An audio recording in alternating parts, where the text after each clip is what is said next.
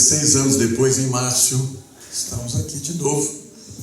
Nós aqui de novo outra vez, né? Parabéns. Eu tenho passado alguns dias aqui na região oceânica. Maravilha, viu? Muito bacana, casas muito bem organizadas. E gostei dessa última frase de Emmanuel, né? Que você fez a leitura, né? Nós estamos precisando de servidores cristãos e não de tiranos doutrinários, né? Acho que a expressão é essa. E nós, para minha alegria, quando me convidam para falar de Chico Xavier. Desde 2008 eu venho pesquisando a vida e a obra do Chico. Conheci o Chico em 81. Eu sou natural de Pedro Leopoldo. Então, nasci numa cidade onde o Chico trabalhou por 49 anos. 43 anos em Uberaba. Como a nossa irmã disse, Pedro Leopoldo e Uberaba, duas cidades co-irmãs que tiveram o privilégio e a responsabilidade de acolher, de fato, um apóstolo do amor e da caridade.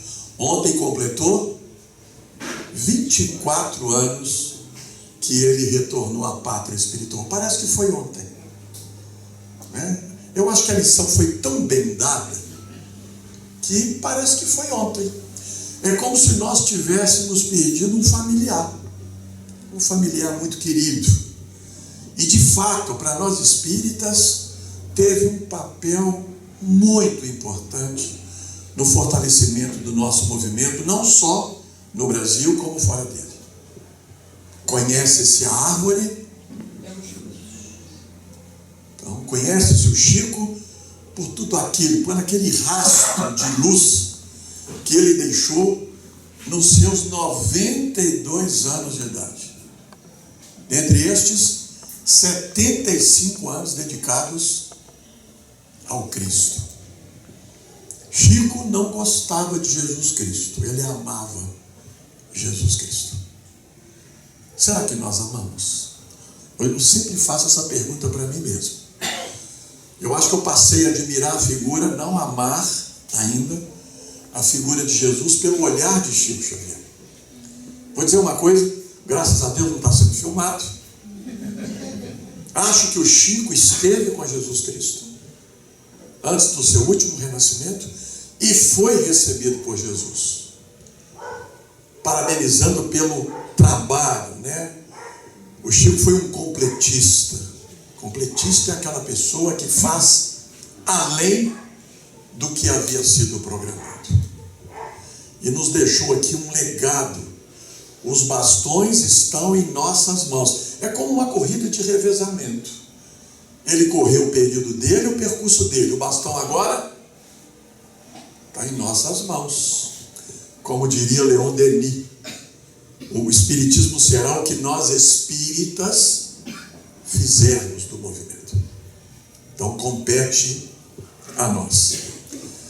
Bom, 21 anos de convivência, olha, eu poderia ter aproveitado muito mais. Primeiro, eu nunca pensei que eu escreveria. Já lancei 2 livros, trouxemos um, porque o outro está esgotado, mas vai ser relançado pela editora Candeia. Um falando, Voo da Garça falando do Chico em Pedro Leopoldo, e o Nas Trilhas falando do Chico na cidade de Uberaba. Mas não imaginava que eu iria falar, palestrar, escrever. Então eu deixei de anotar muita coisa, de perguntar talvez muita coisa. Aliás, eu conversava pouco com o Chico sobre doutrina. O Chico é como se fosse um irmão mais velho, e eu não mitificava já naquela época. Eu costumo dizer que talvez por isso a nossa amizade tenha dado certo, porque eu tratava ele como um ser humano. Perguntava coisas muito boas e ele as respondia sem nenhum problema. O Chico, com toda a autoridade moral, não era um moralista. Tem algum moralista aqui? Pergunta esquisita, né, Márcio? Vocês ficariam chateados se eu dissesse? Eu acho que o carioca é menos moralista. Como eu tenho visitado e viajado bastante, de fato, Eu acho que talvez até pela leitura da história de vida, do acolhimento, é diferente. Mas me permitam dizer, todos nós somos moralistas. Uns mais, outros menos. Sobretudo quem está dentro de um movimento religioso. O que é um moralista? Aquela pessoa que quer mudar o mundo. Menos? Isso. Dá nada para dar conselho. Bom para dar conselho. Só não consegue colocar em prática o que ele está aconselhando. Em geral, então, os movimentos religiosos somos muito moralistas. O Chico, ao contrário, eu acho que toda a grande alma, eles não são moralistas. Eles respeitam o tempo de cada um. Precisamos respeitar o tempo de cada um. Cada um está no seu tempo. Cada um tem um entendimento, cada um tem uma história. E o Chico, ele era muito cuidadoso. Como eu queria ser como ele, olha que sonho, não vou dizer impossível não, no momento sim. Mas o Chico era tão encantador que a gente queria ser como ele. Eu queria ser como ele. Saía de perto dele, olha, eu acho que eu ficava um pequeno tempo, não era muito não, mas assim, se pisasse no meu carro, sem problema, amém, parabéns, te amo, há uma vida, o tempo vai passando, aquela energia não era sua, pertencia ao Chico. E aí a gente volta a ser a gente mesmo. Mas a gente queria ser como ele, porque ele falava do Evangelho com leveza, com simplicidade. Eu acho que ele era o exemplo. Só da gente ver da forma como ele tratava, da forma como ele conversava, da forma como ele abordava. Porque se a gente conhece o Chico só na casa espírita, não é possível dizer que eu conheci o Chico. Mas quem conviveu com o Chico é diferente. Porque na intimidade da casa e do lar, todos nós temos reações inesperadas. Como diria o bom e velho Freud, é exatamente o que somos. O que ele chamava de ato falho. Desculpa, não era isso que eu queria ter dito, não. Não, era exatamente aquilo que você queria ter dito, mas não poderia ter dito. Então a gente observava o Chico com as reações, com as ações, com os cuidados. Se entrasse um presidente da República, se entrasse um faxineiro, o tratamento era o mesmo. Acreditem, o mesmo. O cuidado que ele tinha com todos e com tudo. Eu acho que com qualquer ser vivo. Sobre os animais, não precisamos nem falar. Os cuidados que ele tinha. Entretanto, nessa minha convivência, se a gente fosse aqui trazer amigos, biógrafos, familiares que conviveram com o Chico, eu acho que ninguém vai falar a mesma coisa. Porque nessa convivência, cada um vai falar daquilo que mais o tocou. E eu trago isso. Eu tenho algumas coisas que eu passei a admirar a figura do Chico. Eu não procurei o espiritismo pelo sofrimento. Eu procurei o Chico pela curiosidade. Porque, sinceramente, eu achava que existia muito exagero. Muito exagero. Não, vocês estão mitificando, como o movimento espírita costuma fazer, não só com o Chico, com os médiuns. Não respeita a humanidade dos médiuns, e quando o médium não toma cuidado, se perde. Como que o Chico conseguiu sobreviver com tanta bajulação? Eu mesmo bajulei o Chico algumas vezes, todo mundo bajulando, né? Queria ser o mais amigo dele. E todas as vezes que eu tentei bajulá-lo, perda de tempo. Como eu tenho falado com frequência, tem médiuns que mal começaram no movimento, já querem subir numa caixinha de fósforo. O Chico só teve reconhecimento público, de acordo com as minhas pesquisas, com as entrevistas que eu tenho feito, em 1971, fora do movimento espírita. Quantos anos que o Chico tinha? Nós estamos falando de um missionário com 61 anos de idade. E aí, pensando organizamos o primeiro encontro nacional dos amigos do Chico em Uberaba. 6 anos depois, Chico faleceu em 2002, fizemos um encontro em 2008 em Uberaba. 6 anos depois da desencarnação. O encontro foi muito legal, mas foi um chororô só.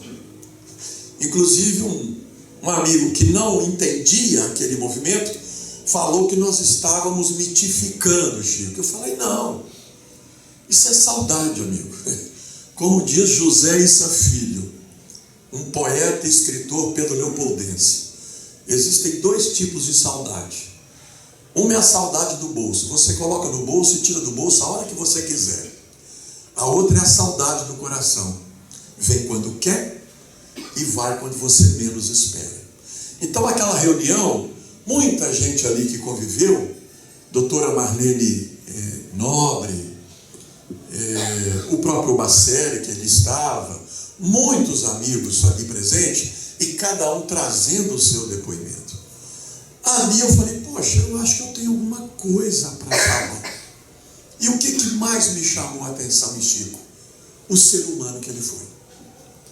Um homem de carne e osso. Perfeito? Não.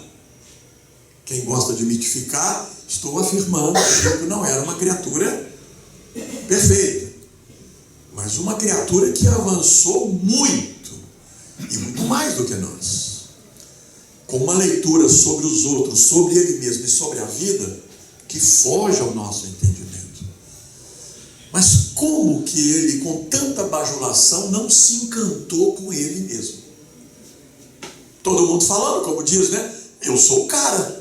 Todo mundo falando que eu sou bom, eu sou bom, eu sou bom, eu sou bom. Alguém já caiu nessa lorota? Eu já caí. Eu entrei num quadro de pânico em 2002. O ano da desencarnação do Chico. Formado em psicologia, sou formado em educação física, formado em psicologia, entrei num quadro, quem já entrou num quadro de pânico sabe que é um quadro assustador. E a primeira pergunta é por que isso está acontecendo comigo? Olha, porque deveria acontecer exatamente com você. A gente fala dentro do movimento que o acaso não... Do ponto de vista psíquico e mental, o acaso também não existe. Quando a crise se instala, está querendo nos dizer alguma coisa. Os livros que eu escrevi são frutos desse tratamento. A pergunta não era por que está acontecendo comigo, não. A pergunta é por que não está acontecendo com o outro. Porque eu sou bom. O famoso santo do pau oco. Temos muito nos movimentos religiosos. A criatura deixa de ser ela e passa a ser de acordo com a expectativa que o outro tem sobre você. E no fundo, quem somos nós? O Chico era espontâneo, uma criança e um general. De bobo ele não tinha nada. Podia fazer o papel, mas de bobo, e eu já vi ele nervoso. Uma das perguntas, ele me manda o livro Kardec Prossegue, do Adelino da Silveira. Eu não defendi a tese, podem crer. Não defendi a tese. Aliás, em Pedro Leopoldo nem se falava dessa tese, de Chico ser o codificador. Não defendia. Quando me perguntava, eu acho que não. Mas não havia discussões. Ele me manda o livro em 92, em janeiro de 92. Ele manda o livro, autografado.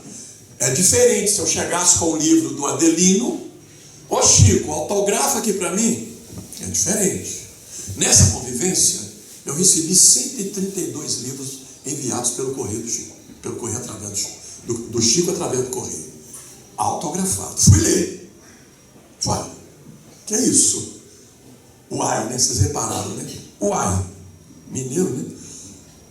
Chico é Kardec? Vou perguntar a ele. Aí eles disseram, não faça essa pergunta porque ele não gosta. Mas perguntei. Naquela época a gente tinha muita coragem, né? Hoje talvez eu não tivesse tanto como eu tinha naquela época. Ô Chico, eu posso te fazer uma pergunta? Claro, meu filho. Dizem que você fica chateado com a pergunta. Aí eu perguntei na lata: você é Kardec? Gente, ele tinha uma expressão facial, quando ele ficava contrariado, que eu vi que mudou completamente. Ele ficou muito chateado com a pergunta e eu tive que alterar o rumo da prosa. Ele não disse que sim, não disse que não, mas eu pergunto: se ele não concordasse com o conteúdo da obra, por que ele nos enviou? Eu acho que ele nunca diria, como ele costumava dizer para alguns amigos: eu não quero levar vocês para trás, eu quero levar vocês para frente.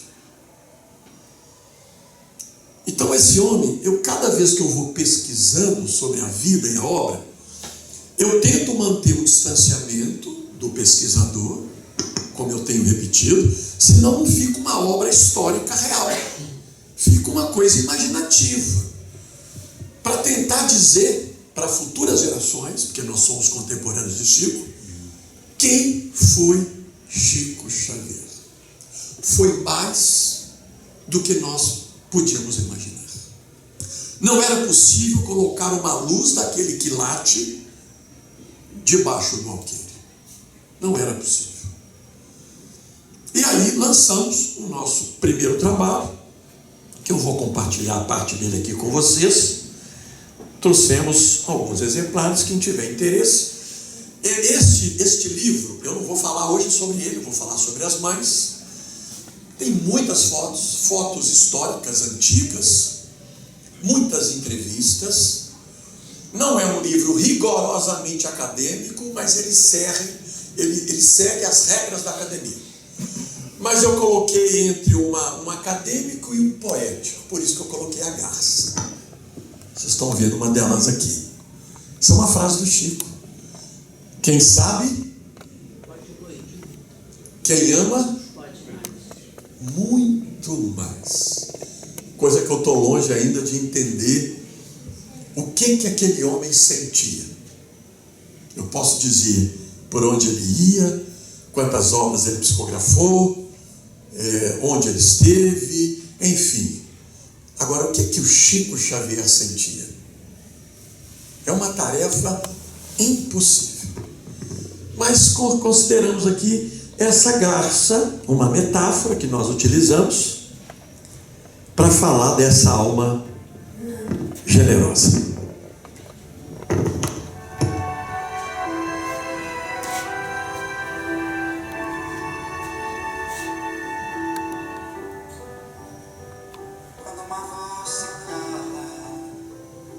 Estão vendo aí? Quando uma chama apaga, uma ponte entre os mundos, feita de um amor profundo,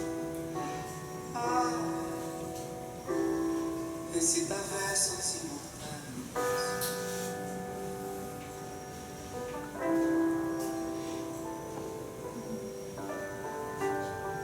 Quando a dor nos alcança, como a desconfiança, uma flor de desespero, o singelo mensageiro diz que amar nunca é demais.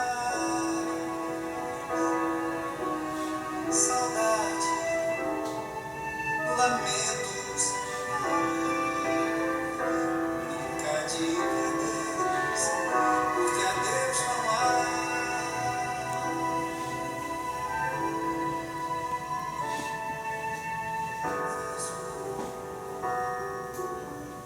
Clarão de luar, lunar solar, Francisco.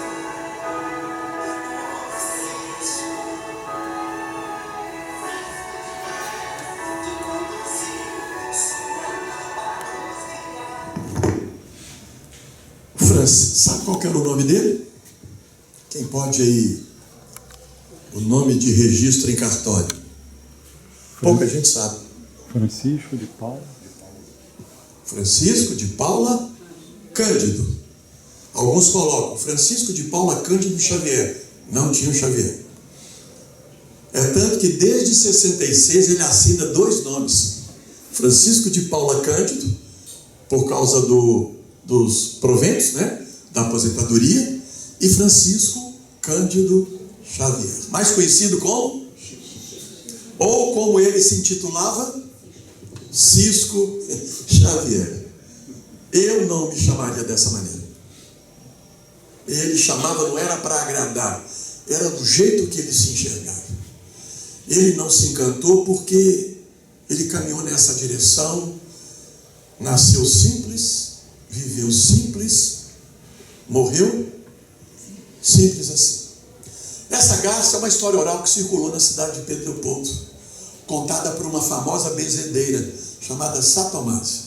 Ela falou que a manhã do dia 2 de abril de 1910 foi a manhã mais bonita que ela viu na vida dela. Um branco de garças, bonito de se ver, que se deslocava de um lado para o outro.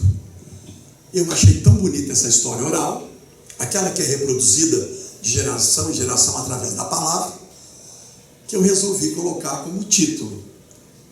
Então, o voo da garça é para falar dessa garça, Chico Xavier, que pousou na cidade de Pedro Leopoldo, aproveitando essa história oral. Olha como completa o poeta José Issa Filho, trazendo amor e compaixão e transformando as noites de muitos aflitos e angustiados em dias ensolarados de esperanças e alegrias. Vamos falar dessa garça que deixou aqui um legado. Bom, todas as grandes almas, na minha opinião, são solitárias. Tristes, não. Chico foi uma alma triste? Não. Extremamente bem-humorada, fugindo aquele protótipo do religioso clássico, chato, infeliz e moralista. O Chico não. Era um homem de bem com a vida, de bem com os homens e de bem com ele mesmo. Extremamente bem-humorado, e a vida dele não foi nada fácil, até os 92 anos de idade. Mas solitário, como são as grandes almas no campo da ciência, da filosofia e da religião. São incompreendidas durante um bom período. Imagine vocês um estado historicamente católico, de tradições católicas, como Minas Gerais, Pedro Leopoldo, escondido entre as montanhas de Minas. Na época dele não tínhamos prefeito, quando ele era criança. Quem que era a maior autoridade local? O padre, o sacerdote católico. Então era um menino considerado estranho, esquisito, aluado, sofreu bullying. Eu brinco que foi o nosso menino maluquinho de Pedro Leopoldo. Essa maluquice dele, ou essa metamorfose ambulante, se transformou no mineiro do século no ano 2000, no maior brasileiro de todos os tempos, em 2012. O que é isso, né? E uma coisa que me chamava a atenção, eu acho que o Chico era um homem carente de mãe. Carente de mãe, acreditem. Carente de pessoas, porque ficou privado de ter uma vida compartilhando com alguém, porque a tarefa não permitia, mas nem por isso ele deixava de gostar de pessoas. Mas ele não poderia se envolver como muitos de nós nos envolvemos, num casamento, né? Ter um parceiro ou uma parceira. Mas um homem carente de mãe. Perdeu a primeira? Olha com quantos anos. Está dando para enxergar aí? Qual que era o nome da mãe mesmo? Maria de São João. Ó, vou fazer uma correção. Maria de São João de Deus. Por quê? Era uma indigente, nasceu na cidade de Santa Luzia do Rio das Velhas. Foi atendido no hospital onde recebia indigentes.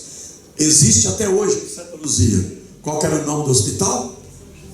Hospital de São João de Deus. Nasceu uma menina, Maria de São João de Deus.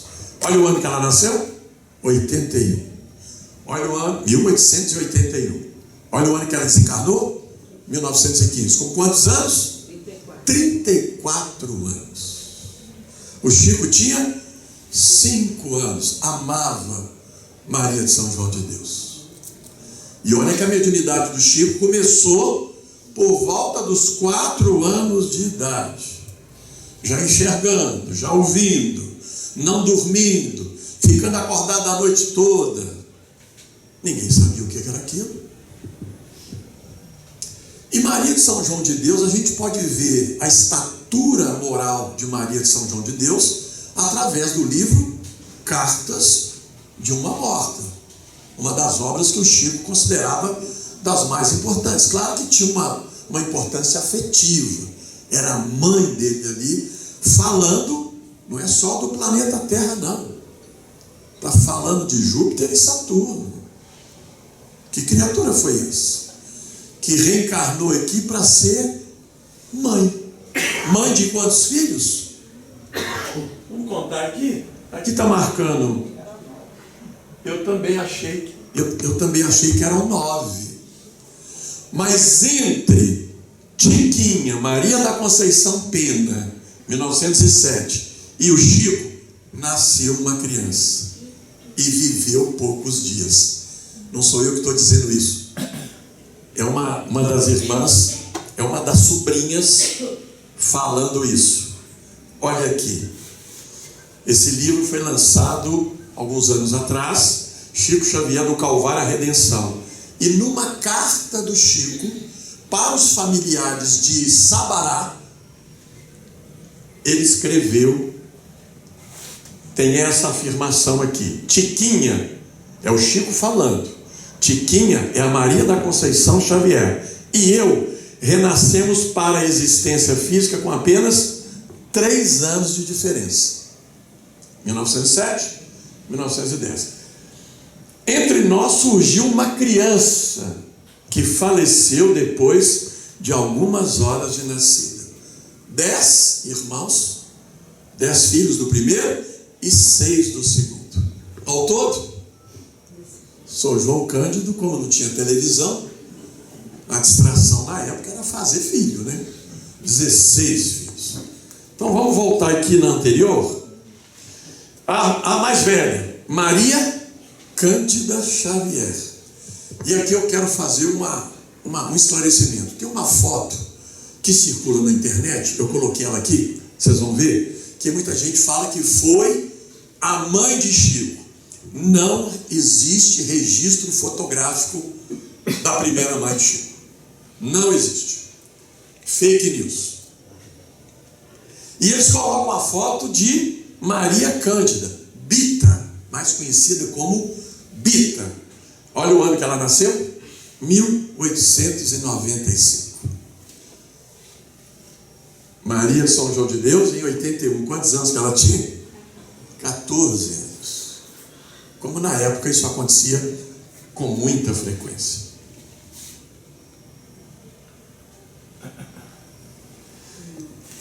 Uma outra informação histórica importante. A gente tinha falado que depois da morte da mãe, em setembro de 1915, os filhos teriam ido para quem? A conhecida Dona Ritinha, aquela das garfadas na barriga, maltratou muito Chico. Aquilo não foi nada. As pessoas sabem pouco. O Chico foi muito mais maltratado, e não só foi por ela, pelo filho dela, o Moacir. E olha que interessante, antes de ir para essa madrinha, o Chico ficou sob os cuidados de uma outra irmã. Pouca gente sabe disso. Então a gente costuma dizer que de 1915 a 1917, 2 anos, ele se casar com Dona Cidália, a segunda mãe, nós falamos em 2 anos, mas ficou menos de 2 anos. E mesmo assim foi um sofrimento só. Enquanto não eram entregues as madrinhas ou parentes para serem cuidados, os filhos de Maria João de Deus, coloquei exatamente como ela deu a entrevista, ficaram sob os cuidados de Carmosina. Tinha 11 anos de idade. Eu vou passar a foto da Carmosina. Para mim, a irmã mais bonita do Chico do primeiro casamento. Carmosina. Não tive a oportunidade de conhecê-la. Então, com 11 anos de idade, que passou a fazer o papel de mãe, já que as mais velhas já eram casadas. A mais velha de todas, a Bita Maria Cândida Xavier, assumiu o cuidado com 2 irmãos, Francisco e Lourdes, era a terceira mais velha, que foram entregues a ela pelo pai, João Cândido. Olha as fotos aqui. Essa é, já viram essa foto na internet? Esta não é Maria de São João de Deus. Quem que é? Bita Maria Cândida Xavier, que praticamente a gente pode considerar então a Bita como a segunda mãe. Não foi? Desencarna a mãe e o Chico fica alguns meses sob os cuidados de Bita. A Carmosina é essa aqui, ó. Bonitona, né? Eu nem sei a data de desencarnação, esqueci, vou voltar aqui. Olha aí a Carmosina, 1975. Não era espírita, não. Me tornei em 81. Não tive a oportunidade. Ô João, Diga. ele gostava muito da Luísa, não tinha uma Luísa? Aqui, ó. A dona Luísa, que é a segunda mais velha. Eu considero a terceira. Eu considero a terceira mãe. Aqui, ó. Só que eu coloquei 2 datas de nascimento. Estou aqui querendo te perguntar isso. Pois é, eu não consegui encontrar os registros em Pedro Leopoldo de nascimento de Maria Luísa Xavier. Nem os familiares que estão ainda vivos lá souberam dizer. Eu encontrei 2 datas, 1897 e 1901. Acho, agora é um achômetro, não é pesquisa, que foi 1897. Mas para ser honesto comigo mesmo, eu coloquei as 2 datas. Então aí, ó, são os irmãos. O Chico, portanto, não é o 7º filho do primeiro casamento, como eu disse, inclusive, na edição da primeira edição do livro Voo da Garça. Eu corrigi nas outras edições. Ele é o 8º, porque nasceu uma criança entre Chiquinha e Chico Xavier, que viveu poucos dias. Vamos lá. Olha que depoimento bonito de Tiquinha. Tiquinha é a Maria da Conceição Xavier, foi a que passou mal em 1927 e involuntariamente levou o Chico ao espiritismo. Chamaram aquele casal José Hermínio Perácio, Dona Carmen Pena Perácio. Sabe de onde que eles eram? Curvelo. Já ouviram falar na cidade de Curvelo? Então, numa região chamada Gruta de Maquiné. Saíram de lá, foram para Pedro Leopoldo e colaboraram nas primeiras orientações.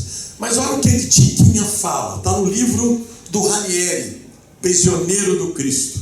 Mamãe deixou uma semente, está falando de Maria da Conceição. Maria da Conceição. Está falando da mãe do Chico.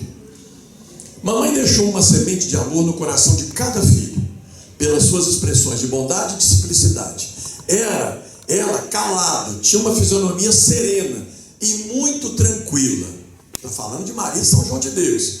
Nunca vi mamãe reclamando, nem chorando, nem discutindo com papai e com minhas irmãs maiores. Nos ensinava mais com exemplos do que com palavras. Agora estou sabendo onde que o Chico se inspirou. Na mãe. Chico era assim, nos ensinava mais com exemplos do que com palavras. Uma conterrânea de Maria de São João de Deus, essa é a Tiquinha, a que passou mal em 1927, passou por tratamento, foi morar em Sabará, uma cidade mais ou menos uns 40, 50 quilômetros distante de Pedro Leopoldo. E foi ela que deu esse depoimento que eu li aqui. E aí tem uma moradora, chamada Dona Carmelita, mais conhecida como Dona Bilita. Quem fez essa entrevista foi a doutora Marlene Nobre, em Pedro Leopoldo, esteve lá em 1977. E deixou uma riqueza de entrevistas fantástica. Olha aí a descrição. Talvez Talvez por isso a confusão. Era a mesma coisa que ver Bita. Ver a mãe do Chico era a mesma coisa que ver a irmã mais velha, a filha mais velha, Maria Cândida Xavier, a filha mais velha, boa de Salvento, tudo gente boa, a família de João Cândido, bons tempos aqueles, tudo tão triste para Chico depois que sua mãe morreu, tão boa que ela era. Então não temos muitas descrições sobre Maria de São João de Deus, mas o Chico amava essa mulher e ele sentiu falta dela. Aí o pai se casou em 1917 com quem? Cidália Batista Xavier. Nasceu em 1896, desencarnou em 1931. Com quantos anos? Acho que mãe dele, acho que missionário não pode ter mãe, porque 1931, quando é que o Chico começa a tarefa mediúnica séria mesmo? Na publicação do primeiro livro. Vamos lá, para casa. Vamos ler, vamos ver quem é que está estudando. Parnaso de Além Túmulo. Foi lançado em que ano? 32. A mãe desencarna, 31. Emmanuel aparece pela primeira vez para ele, naquele açude, né? Naquele encontro do Disciplina, em dezembro de 31, depois que ele tinha já perdido a segunda mãe. Eu não chamo nem de madrasta, é boadrasta. O carioca acho que tem uma outra expressão, me falaram, você lembra? Mãedrasta. Acho que eu vou começar a utilizar mãedrasta, eu acho que é melhor do que boadrasta. E o Chico amava, de fato foi aquele anjo que a primeira mãe falou que enviaria. Qual que é a primeira coisa que ele fez? Quem não estava casado, que reunisse todos os irmãos do primeiro casamento, era uma das exigências ao João Cândido Xavier, o pai do Chico. E de fato, acolheu muito o Chico. O filme retrata isso com uma certa fidelidade. E aí vieram 6 filhos. E tem uma foto. Eu vou voltar aqui nesse slide. Essa foto eu acho ela belíssima. Parte da família Xavier. Custei a descobrir o ano, porque na foto, quem me passou essa foto foi um companheiro de São Bernardo do Campo, São Paulo.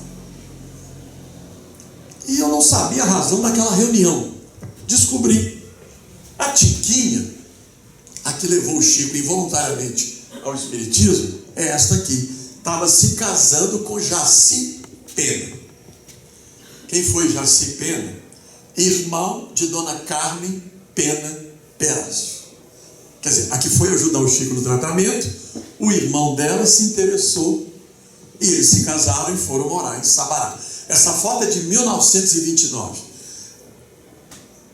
A mãe Drasta lá, vou seguir a sua recomendação. Estão vendo ela lá? É a única foto de Dona Cidália, mãe do Chico. Vocês estão vendo o Chico com uma gravata borboleta, o pai com aquele chapéu. O pai faleceu em 1960, dezembro de 60. A Dona Cidália, essas de preto são irmãs do primeiro casamento, aquela é a Carmosina. Geralda, eu conhecia a Geralda, faleceu em 2009, e essa aqui é a Tiquinha. Eu conheci o Chico na casa dessa menina, Dona Cidália, filha, não a Cidália mãe, Cidália Xavier de Carvalho. Conheci o Chico na casa dela e nos tornamos grandes amigos. Essa é a Cidália, aquela menina de laço grande na cabeça. Essa foto é de 2010. A casa dela é essa ao fundo. Meu tio já conhecia o Chico. Ele falou: ó, Chico está em Pedro Leopoldo. Já morava desde 59 em Uberaba. Ia com muita frequência a Pedro Leopoldo por causa da irmã. principalmente Dona Maria Luísa Xavier. Ele gostava muito dela. Demais. Mamãe conheceu ela. Demais. Eu também tive essa oportunidade de conhecer a Dona Luísa. E aí o meu tio, ele estava na casa de Dona Dália. Ele já conhecia. O apelido de Cidália era Dália. Vamos lá? Falei, claro que vou. Eu estava tão interessado em conhecer o Chico. Gente, mineiro chama de cara de pau. Entrei na casa de Dona Cidália sem ser convidado. O meu tio entra e eu entro atrás. Graças a Deus ela não me pediu para se retirar. Quando eu entro na sala, uma cena evangélica. O Chico era um contador de histórias. Contador de histórias. A gente ficava ali horas. Se ele não mandasse a gente embora, eu não ia. Então ele inventou um jeito de mandar a gente embora. Minha esposa, quando ia comigo ao Uberaba, gente, o homem está cansado. Vamos embora. Um pouquinho só. Como o Chico percebia que ninguém ia, ele inventou um código com Eurípides. Então, na hora que a coisa estava assim, passando do horário, Eurípides, está na hora da injeção. Levanta, vão embora, vão com Deus. Era o recado. Quando a coisa estava pegando mais do que normalmente pegava, Eurípides, está na hora da injeção na cabeça. Coitado, Chico. Haja paciência, né? Então, entro, aquela cena evangélica, me lembrei do livro Jesus no Lar, do Ney Lúcio. Aqueles primeiros cultos do evangelho cristão. Casa simples, bacana. Eu fui encantado, olhava para ele, fiquei do lado oposto dele. De repente, uma amiga do meu tio, que tinha que ir embora, não podia ficar. E ele também tinha que ir embora. E eu também tive que ir embora, lamentavelmente. Não ia ficar. Não conhecia ninguém. Fui me despedir dele. Ok, falamos lá. Você é filho de quem? Acho que ele não reconheceu os meus pais, mas reconheceu a minha avó. E ficou por isso. Na segunda vez que ele vai na casa de Dália, o sobrinho dele, sobrinho neto, que está encarnado, me liga. Naquele tempo a gente tinha telefone fixo, né? Hoje acho que é raridade, acho que não tem mais, né? Não sei, tem, né? Não tem. Tem? Nossa, lá em casa acabou há muitos anos. Aí ele me liga e falou, tio Chico quer falar com você novamente na casa de Dália. E ali a nossa amizade. E nesse segundo encontro, quase para nos despedindo ali, ele me chama e falando assim, você gosta de escrever? Eu menti. Menti não, eu exagerei. Eu falei, adoro, porque eu sabia da intenção da pergunta. Posso escrever para você? Eu falei, mas é claro, Chico, isso vai ser uma alegria muito grande. E se você quiser escrever para mim, você vai escrever desse jeito. Gente, as minhas correspondências em 21 anos de convivência sempre foram da seguinte forma: Francisco Cândido Xavier, do jeito que ele pediu, e Chico Xavier, 56, tracinho, caixa postal, tracinho 56, nessa ordem, 38.100, 38.000, não tinha, não, 38.100, não tinha o 000, Uberaba, Minas. Durante 21 anos, mandava exatamente como ele havia. Esta senhora aqui, isso é pouco falado em nosso movimento.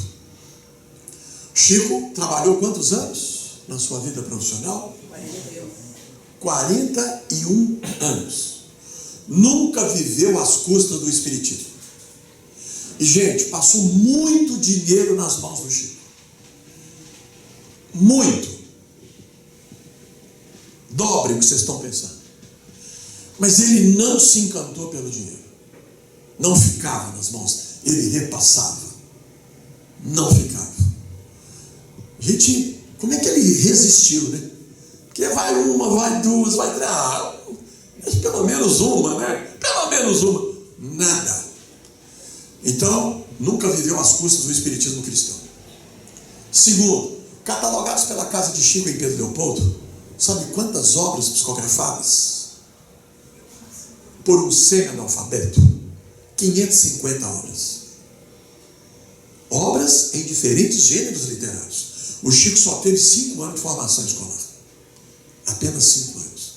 E o mais importante, pouco falado, o Chico tinha uma frase que dizia assim, uma frase antiga, e ele reproduzia: antes da devoção, ó, não serve para nós? Antes de ser bonzinho aqui, vamos exercer lá, onde a vida nos colocou. E isso é desafiador, não é fácil. Não é fácil para ninguém, né? No trabalho, via pública. E Dona Cidália tratava o Chico, não era como um pai, não. Eu estou falando dessa senhora aqui, que morreu com 91 anos de idade. Morreu 5 anos depois dessa foto. Ela tratava o Chico, não era como pai, nem como pai, como mãe. O Chico não foi pai, ele foi mãe para os seus irmãos do segundo casamento, cumprindo uma promessa que ele havia feito à sua segunda mãe, não permitindo que o pai distribuísse como foi feito no primeiro casamento. Eu pergunto a vocês, onde que esse homem arrumou tanto tempo? Nós que alegamos tanta falta de tempo, né? Não, eu vou aposentar, eu mexo com isso. Não, onde? Ganhava mal, tinha dificuldades, passava por dificuldades. Foi assistido por uma instituição aqui do Rio de Janeiro, Marieta Gaio? Fundação Marieta Gaio. Sabe quando ele foi inscrito na fundação? 1942. Não era tão conhecido. Por isso que ele sempre falava da Fundação Marieta Gaio com carinho, com amor e com respeito. E pelos fundadores da Fundação Marieta Gaio. Então essa foto eu acho ela... Dona Cidália foi médium extraordinário. Tive a oportunidade, inclusive, de participar durante alguns anos do culto do Evangelho no quarto da casa dela. Foi muito bacana, foi uma experiência muito rica. Então eu já falei de 2 mães, vou falar da terceira. Aliás, da quarta, né? Nós estamos incluindo aqui a Bita, a irmã mais velha, Maria Luísa Xavier. Ela desencarnou em 1985. O que eu notei? Eu conheci o Chico em 81. Ele ia 4, 5, 6, 7 vezes por ano. Com a morte, reduziu significativamente. O que é que eu... Não, só segura aí. A dona Luísa aqui, ó. Vamos lá, Lúcia, da esquerda para a direita. Lourdes, que é a terceira mais velha das irmãs. O Chico, Dona Luísa. Quem é esse casal aqui? Casal Galves, São Paulo. Dona Nena e Francisco Galves. Essa foto aí, eu não sei exatamente o ano. Sabe aonde? Vendo aqui? A primeira residência dele em Uberaba. Onde que foi? Não é onde hoje é a Casa de Memórias e Lembranças, não. Aquela é a segunda.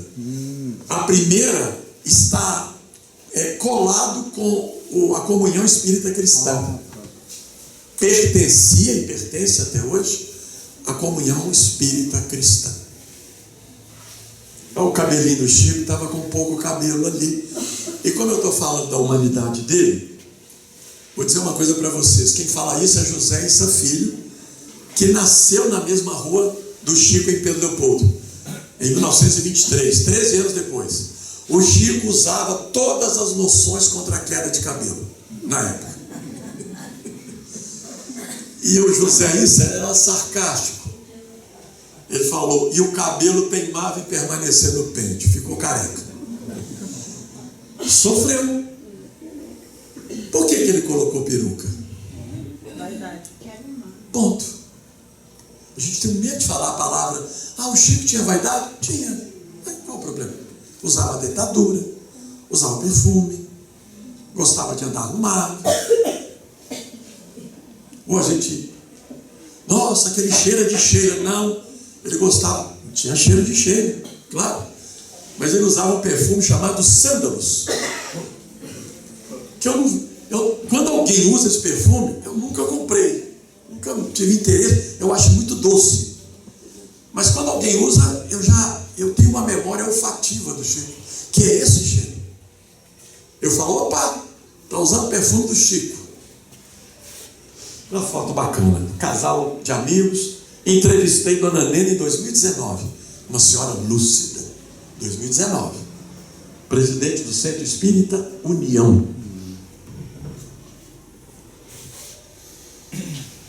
Olha como é que ele amava Dona Maria Luísa Xavier. Essa é uma carta que ele me enviou em 10 de setembro de 85. Ela faleceu em junho ou julho de 85. A sua paciência com as minhas faltas involuntárias, deixando de enviar as minhas notícias via postal, muito me internece e peço a você perdão por isso. Sucede que a desencarnação de minha irmã Luísa, com a qual sempre vivi em extrema afinidade, me trouxe um complexo emocional sobre o meu antigo problema nos olhos, cujas deficiências se agravaram.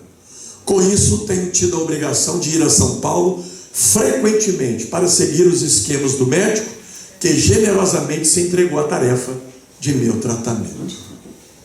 Os anos 80 ainda foi o mesmo Chico. Nos anos 90 já partiu para um outro Chico. Vocês estão gravando isso aqui? Me trouxe um complexo emocional sobre o meu antigo problema dos olhos. Ele sofreu muito, era um homem carente, sobretudo de mãe. E ele transferiu aquele afeto de mãe para a Dona Luísa Xavier. Uma carta de 1985. Quem que vocês acham que foi a próxima mãe? Dê uma dica aí. Quem? Poxa, você está atento, hein? Danado, hein? Dona Dinorá vai completar 95 anos no final do ano. Dinorá Cândida Fabiano. Trabalhou com o Chico por quase 40 anos. Meus amigos, e sobreviveu.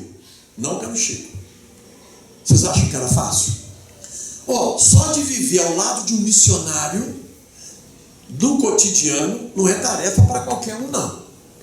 A exigência de um missionário é grande, claro. Então, cuidado com julgamentos com aqueles que conviveram mais diretamente. Então, Valdo Vieira, lamento de não ter dado conta, porque tinha uma mediunidade fantástica. 17 obras de qualidade. A série André Luiz era para ter sequência. Não ia parar no livro e a vida continua. Ia ter sequência. Não seriam só 13, seriam mais. Mas ele não suportou. Conseguiu viver ao lado do Chico, trabalhando por 10 anos. De 59 a 69. Não deu conta mais. Então, trabalhar ao lado, Eurípides, está ali até hoje. Estive com ele agora, em maio, se não me falha a memória. Não, em maio não. Acho que alguns meses antes estivemos lá. Mas é difícil. Eu até brincava com ele. Quem que tinha que ser o vilão da história? Ele. Eu só brincava. De vez em quando você exagerava no exercício do papel. Não precisava, às vezes, ser tão vilão. Mas, gente, vamos pensar. Gente chamando. Manhã, de tarde, à noite e de madrugada. Alguém aqui ia suportar? Foi o caso daquela irmã do Chico, do primeiro casamento, do segundo casamento, que apareceu no filme. E a gente fala, que pecado que fizeram com o Chico. A pergunta é: se eu estivesse no lugar dela, passando por aquilo que ela estava passando, o que nós faríamos? É difícil suportar esse ritmo. Dinorá, 2008, no primeiro encontro nacional dos amigos do Chico em Uberaba. Eu e minha esposa tivemos, depois da morte do Chico, alguns anos depois, eu falou: John, passa aqui que eu vou fazer a comida que eu fazia para o Chico. Qual que é a comida que o Chico mais gostava? Frango com farofa de abobrinha. A única carne que eu vi o Chico, eu sou carnívoro, tá? Estou aí na luta, gosto, tá difícil de largar. Aliás, eu nem tentei ainda. Mas a única carne que eu vi o Chico se alimentando foi o frango, soltinho. Eu comentei aí nessas últimas palestras que quando eu ia a Uberaba, estudante anda com dinheiro? Não. Então, para ir para Uberaba, sabe quantas horas de Pedro Leopoldo a Uberaba? 8, 9 horas. Então era longe, era caro. Então, às vezes eu ia com dinheiro contadinho. E eu esperava almoçar onde? Na casa do Chico. E almocei algumas vezes lá, e bem, eu comia muito bem, como bem até hoje. Ô John, você tem alguma restrição alimentar? Eu falei: não, só não como pedra até agora, o resto pode mandar, olha. Aí chego lá no sábado, muita gente, aquela coisa toda, e eu aguardando o convite. Ó, meu filho, fica aqui conosco, almoça aqui conosco, aquela coisa. E nada do convite surge. Aí eu fui começando a ficar um pouco desesperado. Dizia que o Chico lia. Então eu pensava: Chico, pelo amor de Deus, vai fazer ou não vai fazer o convite e tal? Aí comecei a apelar. Mas aquele bom humor, né? Gente próxima à cozinha, ficava inicialmente na sala, depois ia para a copa, a cozinha, né? Praticamente conjugados. E eu falava: não, Dinorá, tá cheirando aqui a comida. Nada. Até que chegou um momento que ele chega perto de mim: ó, meu filho, então eu vou te esperar aqui às 4 da tarde para a gente ir para o grupo espírita da prece. Dispensou. Nós nunca conversamos sobre isso. Quero saber se isso é um teste. Mas ele já ouviu pelo menos 5 vezes essa semana, né? Já. Tchau. Não tinha onde ficar, fiquei lá no parque de exposição, esperando dar o horário, porque eu sabia que às 4, antes de ir para o grupo da prece, tinha um lanche. Compensação no lanche, viu, Márcio?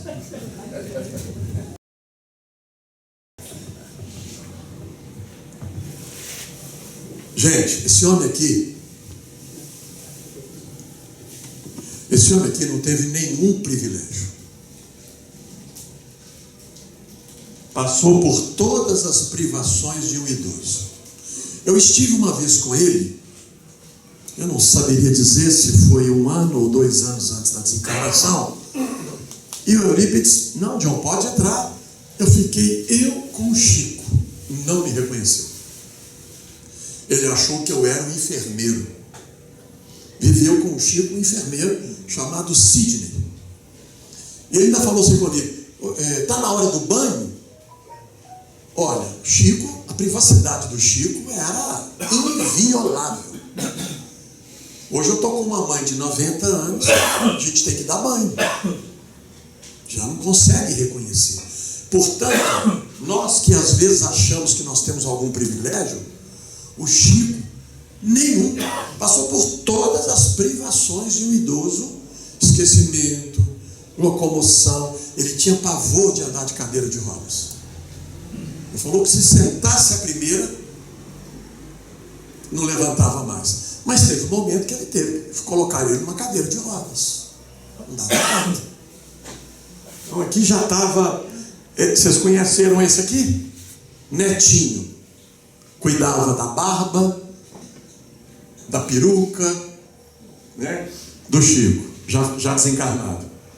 O Chico, nos anos 90, já não eram óculos escuros, eram óculos claros. E praticamente não enxergava, gente, o Chico. E era o cara que mais enxergava, contraditoriamente. E a nossa Dinorã. 15 dias antes dele desencarnar, a Globo esteve na casa. Acho que vocês já devem ter visto, mas vocês vão ver novamente. Olha que bacana. Essas são as últimas imagens da vida de Chico Xavier. 2 semanas antes de morrer, ele pediu para visitar a cozinha onde é preparada a comida dos pobres.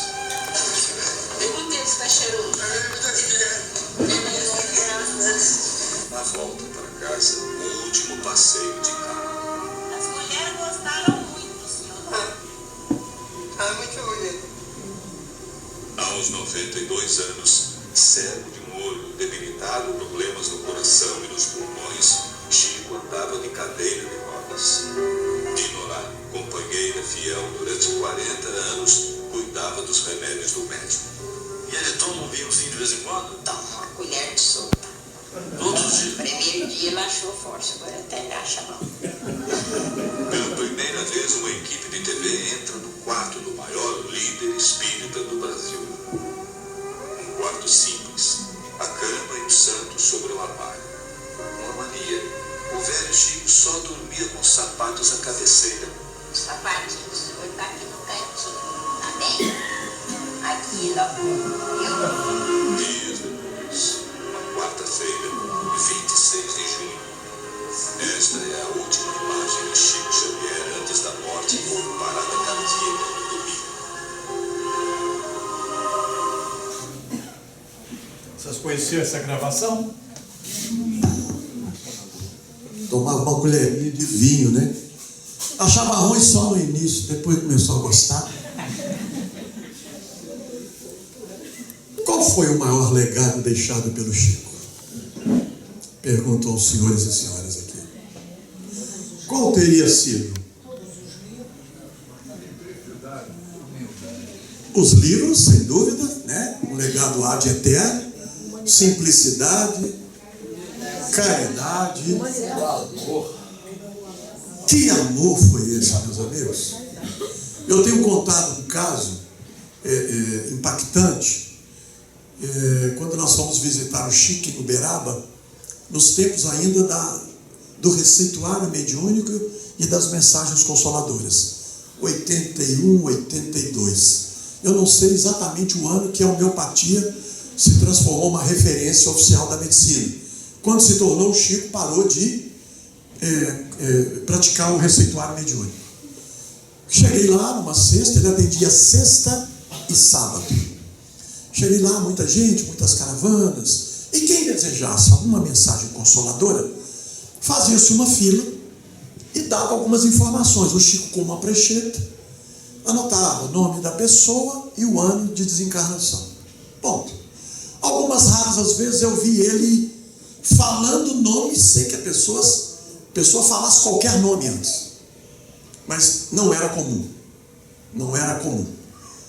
De repente, nessa fila, o Chico lá anotando, uma senhora lá no meio do salão, do grupo da prece, surtou de tanto sofrimento. Havia perdido a mãe, o marido e os filhos em um único acidente automobilístico. Todo mundo ficou assim, ó. E a senhora surtada, paralisada, no meio do salão. Nem os colaboradores do Chico sabiam o que tinham que fazer. Estava esperando a reação do Chico. E o Chico parado, olhando para aquela senhora fixamente. Na minha ignorância na época, maior do que a de hoje, eu fiquei imaginando como que o Chico vai falar, como é que ele vai consolar esse sofrimento. Achei que ele usaria algumas palavras que nós espíritas, entre nós, costumamos usar para consolar um amigo, uma amiga, um familiar, né? Deus não coloca fardos em ombros que não podem suportar, coisas assim, né? Fé em Deus, coisas assim. Fez nada disso. em silêncio. Chico se levanta, caminha em direção àquela mulher sofredora, abraça e chora com ela publicamente. Os dois abraçados, chorando publicamente.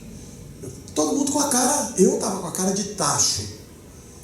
Aquela cara que você não... O que está acontecendo aqui? Que amor é esse? Eu posso garantir a vocês que ele não conhecia aquela mulher, mas sensibilizou pelo sofrimento de alguém que ele não conhecia. Não disse nada, mas disse tudo. Não disse nada, falou nada. Eu, pelo menos, não ouvi. Abraçar os dois chorando publicamente por alguns minutos. Não saberia dizer. O abraço terminou, eu olhei o olhar daquela sofredora mulher. Ele resolveu o problema dela? Não.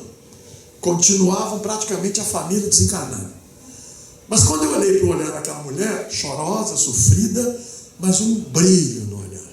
Márcio, um brilho naquele olhar, que eu fui falar isso numa live, alguém falou, John, eu perguntei, gente, o que é isso? Alguém responde, esse é o amor de Jesus por nós.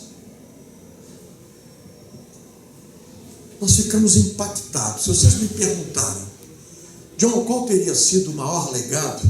Este. Seguindo a recomendação do Evangelho, do amar a Deus, acima de todas as coisas, amar o próximo como a si mesmo. E aqui vale uma observação.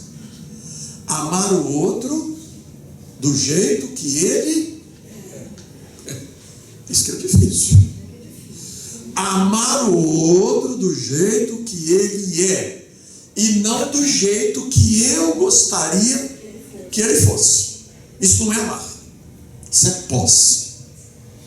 Isso é querer determinar o que é felicidade ou infelicidade para o outro.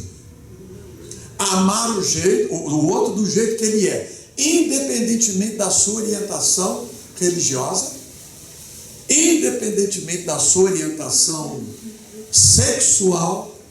Eu não sei porque que a sexualidade, eu acho que o carioca deve trabalhar isso melhor. Mas por que a sexualidade do outro está incomodando, está te incomodando? Vai procurar tratamento, tá? Fazer terapia. Tem algum problema com você, não é com o outro.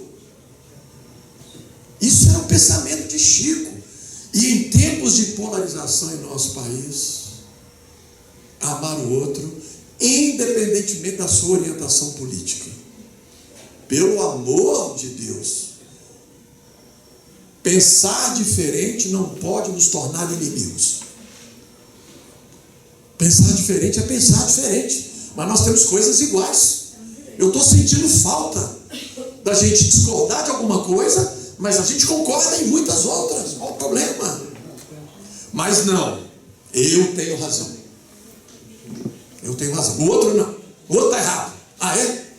Amarelo é diferente do azul? Ou são cores iguais? Diferentes. Mas quando elas resolvem se entender, verde. Já perceberam?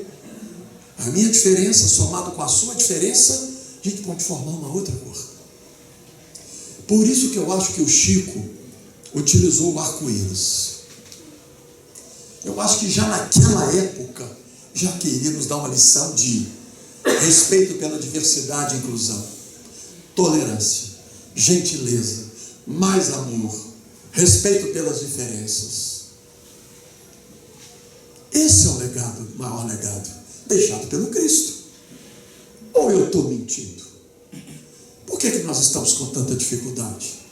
Brasil, coração do mundo, estamos longe, meus amigos. Depende de quem?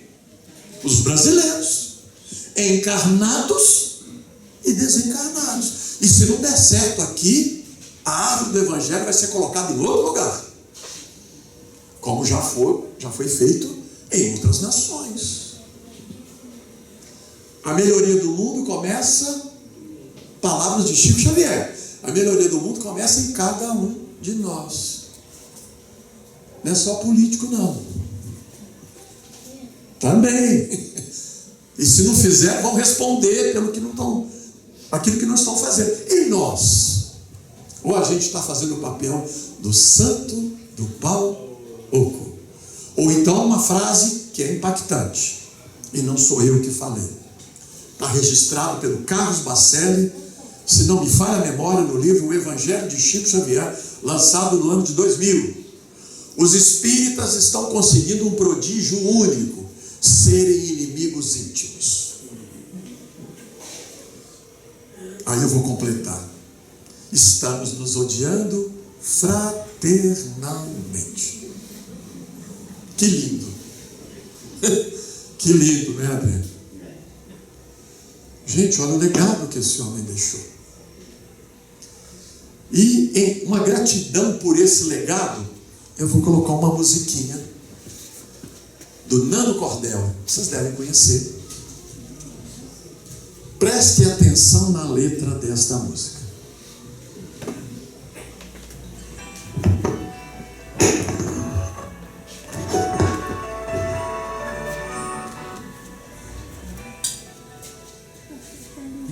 Tem que mexer ali.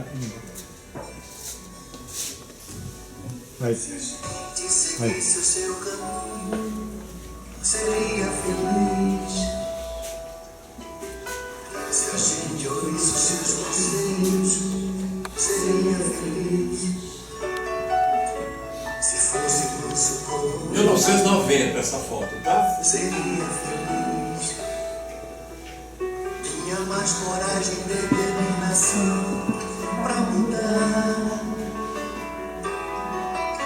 Se a gente compreendesse mais o que ele deixou, seria caridade e paz, amando o amor. Não ia mais ficar chorando, 83 essa se foto. lamentar. Quem seguir o seu exemplo vai se iluminar. Acusados do amor, caluniados ou perdão, quando traídos ou a luz do coração, quando atacado ele sorriu, elogiado ele me viu, eu irmão Chico, nossa eterna gratidão. Acusados do amor, caluniados ou perdão, quando traídos ou a luz do coração, quando atacado ele sorriu, elogiado ele me viu, meu irmão Chico, nossa eterna gratidão. Se a gente seguisse o seu caminho, seria feliz. Se a gente ouvisse os seus conselhos, seria feliz. Se fosse manso como ele, seria feliz. Tinha mais coragem e determinação pra mudar. Se a gente compreendesse mais o que ele deixou, seria caridade e paz, amor no amor. Não ia mais ficar chorando, nem se lamentar. Quem seguir o seu exemplo vai se iluminar. Quando acusados do amor, caluniados ou perdão, quando traídos ou a luz do coração, quando atacado ele sorriu, elogiado ele me viu, meu irmão Chico, nossa eterna gratidão. Quando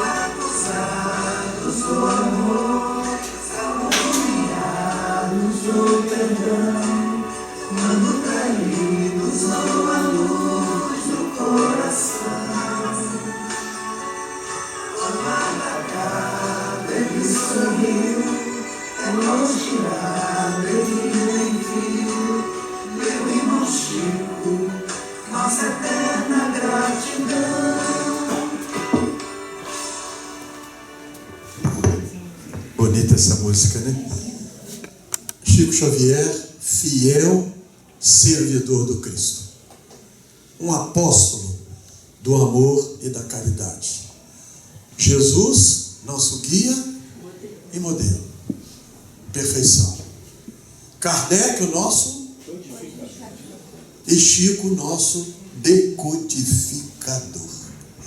Porque se Kardec codificou a nossa doutrina em aproximadamente 15 anos, na minha opinião, e não vou brigar com ninguém, quem não concordar, ele mesmo a decodificou em 75 anos, mostrando para nós, ó, é assim que se faz. E vou parafrasear o Chico com essa lição do Dano Cordel.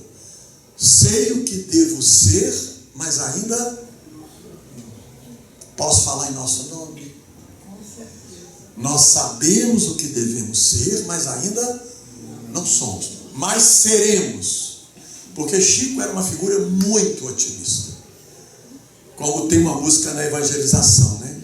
Um dia todos nós seremos. Vai levar um tempinho, não vamos desanimar, seguindo aquela recomendação do Cristo. Aquele que perseverar até o fim, vencerá a si mesmo. Paz e alegria. Márcio, muito obrigado. Casa abençoada. Que Jesus continue abençoando todos vocês. E onde eu sempre tenho dito, quem mora na região oceânica, muito será exigido a quem muito foi dado. Porque o lugar aqui é um paraíso. Mineiro não pode descobrir isso aqui não. Senão a gente acaba. Vai virar uma Guaraparis.